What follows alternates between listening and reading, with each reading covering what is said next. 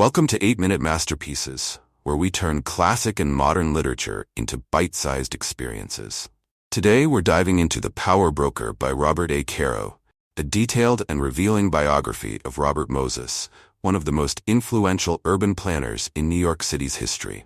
Let's explore the towering ambition, visionary projects, and political power struggles that defined his life and legacy. Robert Moses was no ordinary urban planner. He reshaped New York City in ways that few could have imagined.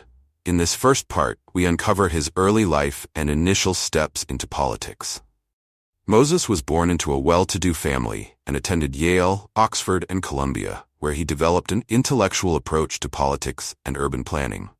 His early career was marked by idealism and ambition. He was driven to reform a political system he viewed as inefficient and corrupt. This passion led him to the New York Bureau of Municipal Research, where he began learning the ropes of local government. Through persistence and sharp political maneuvering, Moses began accumulating influence. He found himself involved with Al Smith, then governor of New York, who was also deeply interested in improving the state's infrastructure. Moses was given a role in the state government, where he introduced new ideas for developing parks and public spaces, a priority for Smith as he sought to improve urban living conditions.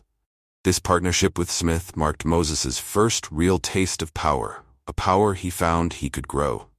With Smith's backing, he got access to resources and manpower, turning his visions into reality. It was here that he began planning his first major projects. But Moses wasn't content with just contributing to the system. He sought to control it. Through sheer force of will, he became the chairman of the New York State Council of Parks, giving him unprecedented control over New York's parks and infrastructure projects. In the 1920s, he pushed forward ambitious projects, including Jones Beach, a massive public beach that represented his vision of what urban spaces could offer the common citizen. With every project, he grew bolder, transforming the very landscape of the city and surrounding areas. In the 1930s, Moses's ambitions expanded. He saw that to implement his vision fully, he needed even more control. Moses quickly realized that the key to unyielding influence in New York was controlling public authorities, especially those related to infrastructure. He orchestrated his entry into the Triborough Bridge Authority, which granted him control over one of the city's biggest revenue sources. The Triborough Bridge would connect Manhattan, the Bronx, and Queens, and it wasn't just a bridge, it symbolized Moses's belief in the transformative power of infrastructure. Caro describes how Moses used his new position to consolidate authority.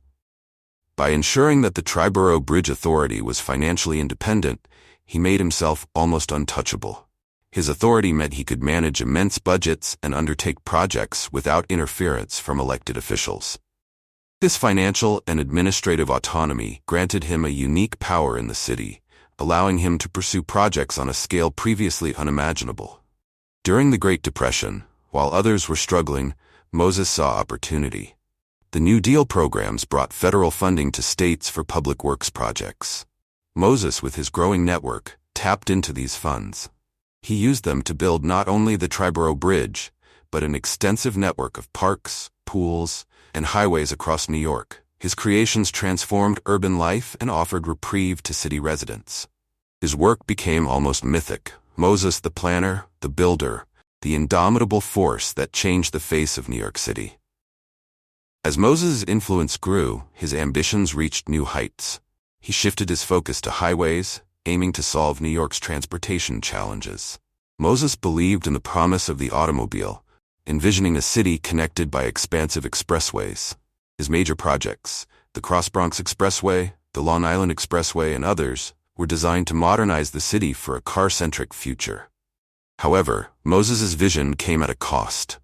The Cross-Bronx Expressway, for example, required demolishing thousands of homes, disrupting entire neighborhoods. This was where Moses's idealism began to collide with harsh realities. Residents protested, but Moses remained unmoved. Caro captures Moses's complex personality here. He was a man who valued the greater good over individual lives and communities. To him, the inconvenience of displaced families was a necessary sacrifice for the city's advancement. His methods reflected his unwavering belief in his vision, but they also revealed a ruthless streak. By the 1950s, Moses had reshaped so much of New York that he was virtually untouchable. He oversaw dozens of projects simultaneously, each more ambitious than the last. But the question remained, could he continue this relentless pace without consequences? In the 1960s, Moses's influence started to wane. Public sentiment shifted as people began questioning the cost of his projects. Neighborhoods were sacrificed for highways, parks, and buildings, and the voices of those affected grew louder. Caro introduces pivotal figures like Jane Jacobs, an activist who strongly opposed Moses's urban planning model. Jacobs believed that cities should serve communities, not destroy them for the sake of modern infrastructure.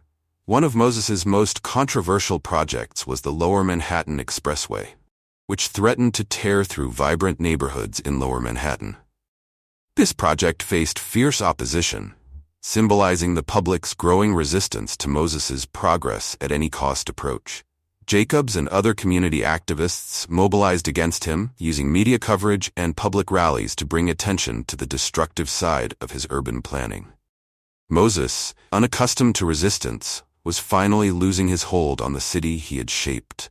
His authority was challenged in a way he hadn't anticipated. This opposition marked a turning point, revealing that his power, while vast, was not invincible. By the time the Lower Manhattan Expressway was canceled, it was clear that the era of unbridled development was over. Robert Caro's The Power Broker is more than a biography. It's an examination of power itself. Moses's story raises essential questions about the nature of authority. How much is too much? At what point does public good justify personal cost? Caro's meticulous research presents a portrait of power unchecked, showing how Moses's ambition pushed him to reshape New York in his image, but at a staggering cost to its communities.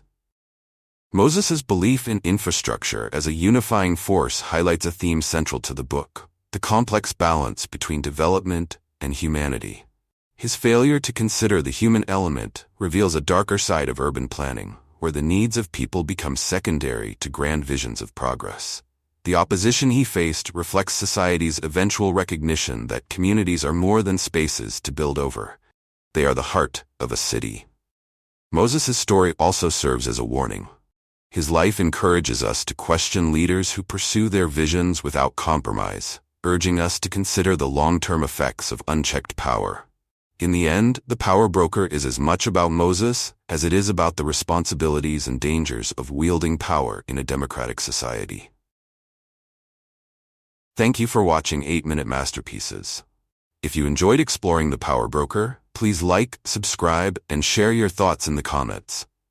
Join us next time as we uncover more literary classics.